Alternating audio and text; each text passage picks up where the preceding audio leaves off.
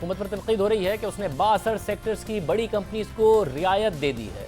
Power, سی N G, fertiliser sector کی بڑی کمپنیوں کے واجب الادا 208 ارب روپے معاف کر دیے ہیں۔ نہ مشاورت کی گئی، نہ متعلقہ اداروں کی رائے لی گئی، جلد بازی میں آرڈیننس جاری کیا گیا، ہوم ورک نہیں کیا گیا، جس کی وجہ سے معاملہ مشکوک ہو رہا ہے۔ 2011 میں اس وقت کی پیپلز پارٹی کی حکومت نے گیس پر GIDC یعنی گیس انفراسٹرکچر ڈیولپمنٹ سیس لگایا تاکہ اس ٹیکس سے گیس انفراسٹرکچر کے لیے پیسے جمع کیے جائیں، مگر گیس استعمال کرنے والے بڑے سیکٹرز CNG، پاور، فرٹیلائزر اس فیصلے کے خلاف عدالتوں میں چلے گئے۔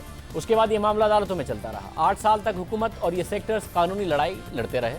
اس کے بعد تحریک انصاف کی حکومت نے حال ہی میں یہ فیصلہ کیا کہ ان سیکٹرز کے ذمے 420 ارب روپے واجب الادا تھے، مگر معاملہ عدالت میں ہونے کی وجہ سے اس کا حکومت کو کوئی فائدہ نہیں ہو رہا تھا۔ اس لیے ان سیکٹرز کے ساتھ معاہدہ کیا جائے گا کہ ان کے ذمے واجب الادا رقم میں سے آدھی رقم معاف کر دی جائے گی اور باقی انہیں آدھی ادا کرنی ہوگی۔ معاف کی گئی رقم تقریباً 208 ارب روپے بنتی ہے۔ جو کمپنیاں اس معاہدے پر دستخط کریں گی وہ عدالتوں سے لیے گئے اپنے اسٹے آرڈر واپس لیں گی۔ البتہ جن سیکٹرز نے عوام سے یہ ٹیکس لیا ہے اور حکومت کو آگے نہیں دیا ہے وہ انہیں واپس کرنا پڑے گا۔ اب سوال یہ اٹھا کہ حکومت یہ کیسے طے کرے گی کہ ان کمپنیوں نے عوام سے کتنا ٹیکس لیا، آگے حکومت کو کتنا دیا۔ اس حوالے سے آج وفاقی کابینہ میں اس معاملے پر غور کیا گیا، جس کے بعد میڈیا سے بات کرتے ہوئے وفاقی وزیر عمر ایوب ساتھ میں ندیم بابر صاحب نے بتایا کہ کابینہ نے فیصلہ کیا ہے کہ صدارتی آرڈیننس میں فورنسک آڈٹ کی شق شامل کی جائے گی۔ آج کابینہ میں بھی اس کی ڈسکشن ہوئی اور وزیر اعظم صاحب نے ہم ساتھیوں کو، ہم ساروں کو یہ حکم کابینہ نے جاری کیا ہے اور لا منسٹر صاحب کو بھی یہ کہا ہے کہ اس چیز کو امینڈمنٹ کے ذریعے GIDC کا جو فورنسک آڈٹ کی شق ہے وہ جو ہے فرٹیلائزر سیکٹر کی، وہ آپ امینڈڈ آرڈیننس کے ذریعے وہ فل فور جو ہے وہ سامنے لائیں کہ یہ بھی ابہام جو ہے یہ دور ہو جائے۔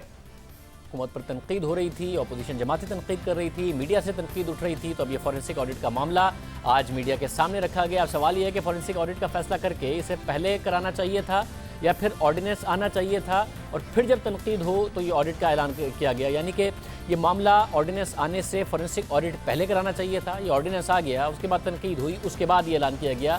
یہ سوال ہے۔ عمر ایوب اور وزیر اعظم کے معاملے خصوصی برائے پیٹرولیم ندیم بابر نے یہ کہا کہ فورنسک آڈٹ سے متعلق کابینہ میں فیصلہ کر لیا گیا تھا، مگر اس شق کو آرڈیننس میں شامل نہیں کیا گیا، اب کیا جائے گا۔ اب ساتھ ہی یہ سوال اٹھ رہا ہے کہ فورنسک آڈٹ کیسے ہوگا۔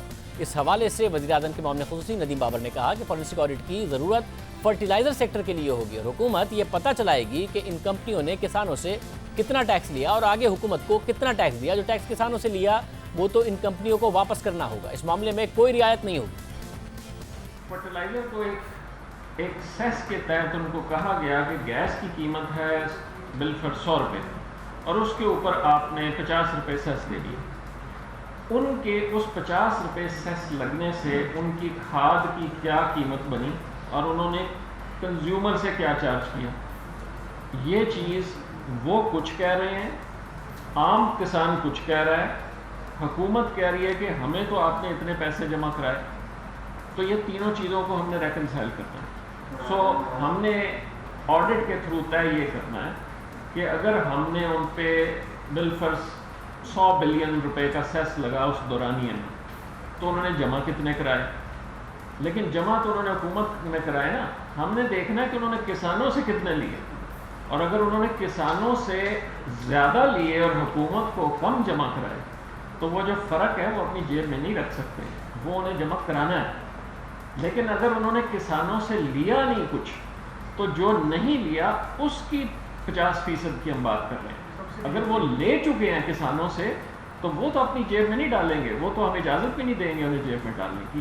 یہ مقصد تھا فورنسک آڈٹ کا کہ یہ طے کیا جائے کہ انہوں نے کسانوں سے کھاد کی قیمت میں اس دورانیے میں اصل میں وصولی کتنی کی ہوئی ہے۔ اب یہ تنقید ہو رہی ہے کہ یہ آڈٹ، یہ سارا معاملہ پہلے کرا لینا چاہیے تھا، پھر آرڈیننس آنا چاہیے تھا، یا اس کے بعد اب یہ سارے اعلانات ہونے چاہیے تھے۔ ساتھ ہی ندیم بابر نے کہا کہ چونکہ بجلی اور گیس فراہم کرنے والی کمپنیوں کے معاملات کو ریگولیٹرز دیکھتے ہیں، اس لیے ان کمپنیوں کے فورنسک آڈٹ کی ضرورت نہیں ہوگی، اور ان کی جو سارا معاملہ ہے وہ پہلے ہی کیلکولیٹڈ ہوتا ہے، نیپرا کے پاس ریکارڈ ہوتا ہے۔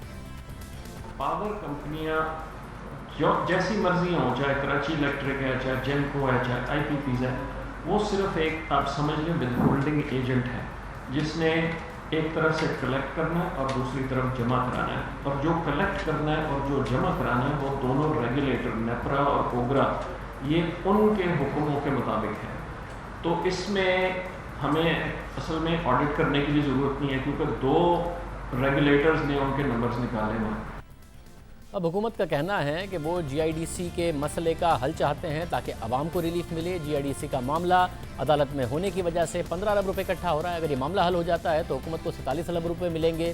اس کے علاوہ پہلے ہی جو کمپنیاں اسٹے آرڈرز لے کر گئی تھیں، حکومت پہلے ہی کیس ہار چکی تھی کچھ کیسز میں، تو اس لیے وہ پیسے تو ویسے بھی نہیں ملنے تھے جتنا بڑا اماؤنٹ کوٹ کیا گیا۔ تو حکومت کے پاس 2 آپشنز تھے، معاملہ کورٹ میں چلتا رہے اور پیسے نہ ملیں یا اس کا حل نکالا جائے، اس لیے شفاف طریقے سے یہ آرڈیننس لایا گیا۔ مگر ساتھ ہی اعتراض بھی اٹھ رہا ہے کہ حکومت نے جلد بازی کیوں کی۔ یہ اعتراض یہ ہے کہ فورنسک آڈٹ سے متعلق جب کابینہ میں فیصلہ لے لیا گیا تھا تو پھر اسے آرڈیننس میں شامل کیوں نہیں کیا گیا، جس کی وجہ سے معاملہ مشکوک ہوا، حکومت پر تنقید ہوئی۔ اس کے علاوہ ایک اعتراض یہ بھی اٹھ رہا ہے کہ حکومت نے جلد بازی کی، متعلقہ اداروں سے مشاورت نہیں کی۔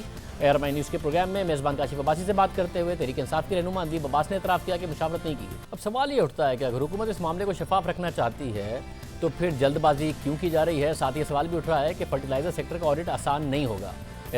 کیسے اس بات کو ڈٹرمن کیا جائے گا؟ کمپنیز لسٹڈ ہیں، تمام چیزیں ہوتی ہیں، مگر یہ کیسے جانا جائے گا کہ جو پیسے یا جو قیمت انہوں نے بڑھائی تھی وہ جی آئی ڈی سی ہی کی ہیڈ میں تھی، کسی اور ہیڈ میں نہیں وہ شو کریں گی؟ اس سارے کے سارے آڈٹ کے پروسیس کو کیسے کیا جائے گا؟ یہ سارے سوالات اٹھ رہے ہیں، مگر کیا بنیادی طور پر جو اعتراض حکومت پر ہو رہا تھا، حکومت اسے دور کرنے میں آج کامیاب ہوئی ہے؟